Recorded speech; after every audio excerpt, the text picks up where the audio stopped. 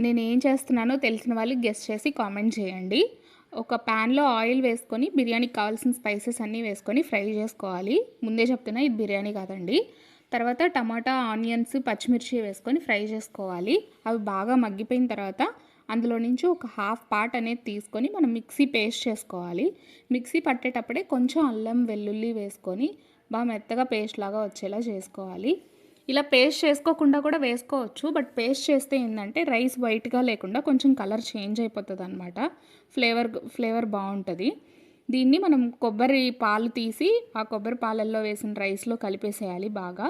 తర్వాత టేస్ట్‌కి సరిపడా సాల్ట్, కొంచెం నెయ్యి వేసుకొని మొత్తం మిక్స్ చేసేసి రైస్ కుక్కర్‌లో పెట్టేయాలి. మన ప్రాసెస్ అయిపోయింది. దాని ప్రాసెస్ అది కంప్లీట్ చేసి మనకి చక్కటి కోకోనట్ రైస్ ఇస్తదనమాట.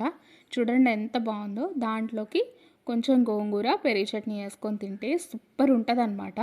నేనైతే 2 కలిపేసి ఒకేసారి తినేస్తాను. మీలో ఎంతమంది ఇలా పెరుగు చట్నీ, కర్రీస్ కలిపి తినేస్తారో కామెంట్ చేయండి.